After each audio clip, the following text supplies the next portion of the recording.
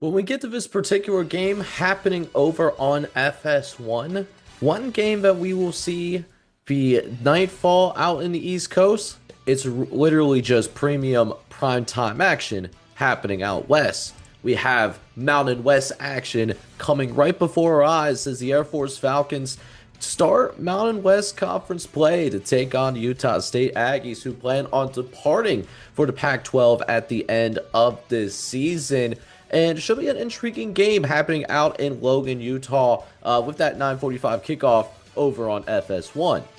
Air Force is going to go ahead. They're going to open up this season with their first FBS team of the year, actually. They were on bye last week, and then week number one, they did have a convincing and dominant win, 49-13 being that final score, but it was against Bucknell, so we really get to see Air Force play against more legitimate competition for the very first time this season.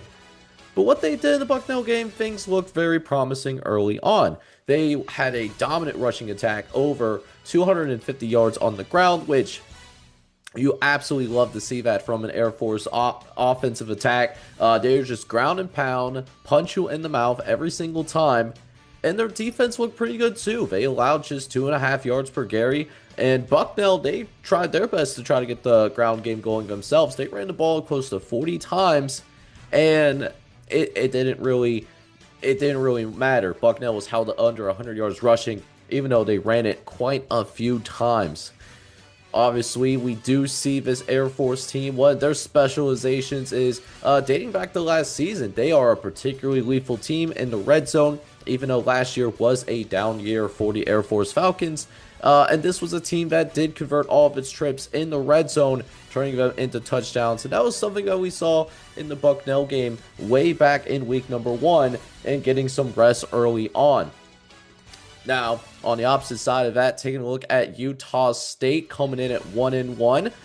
You know, first couple of games, they've had some growing pains thus far. Their offense has struggled a little bit to find a rhythm, you know, averaging just 25 points per game and around 300 yards of total offense, which would be fine in the NFL, but that's not, well, we're not the NFL, are we? This is college football. 300 yards is not a lot in the grand scheme of things.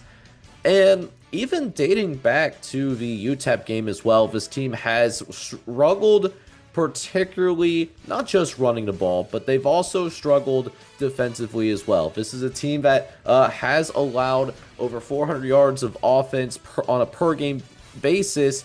And big reason for these growing pains happening is that this Utah State team, they do have a brand new head coach in Bronco Mendenhall. And while they were able to get a really good week one win over UTEP, didn't necessarily look the most competitive against Texas A&M on the road either. So with all those things in mind, let's go ahead and take a look. What's the model telling us? What are we really looking for from the model in comparison to FanDuel? So model's pulled up, as you can see on the screen. So Air Force is a favorite in both the eyes of FanDuel as well as our internal metrics as well here at College Football Red Zone. The model, interesting enough, it's much kinder to Utah State than really what your premium betting markets are right now, because Air Force, according to FanDuel, should be a 4.5 point favorite, but for us, it's essentially turned into a pick'em. To be candid and to be honest with you guys, I'm not 100% sure what the model is necessarily seeing here. I really like this spot for Air Force. Even though they are a team that's going to go on the road to start Mountain West Conference play, and they haven't necessarily been tested as much as maybe most of these other teams around the country, still haven't played an FBS team as of yet. But what we do know is that Air Force seems to be like a team that knows how to run the ball, which that shouldn't surprise anybody, given this is a traditionally triple option type of team. They're going to control the tempo of the game as well. And Utah State, we've seen this in the first couple of games, and UTEP even had some success in running the ball to a degree.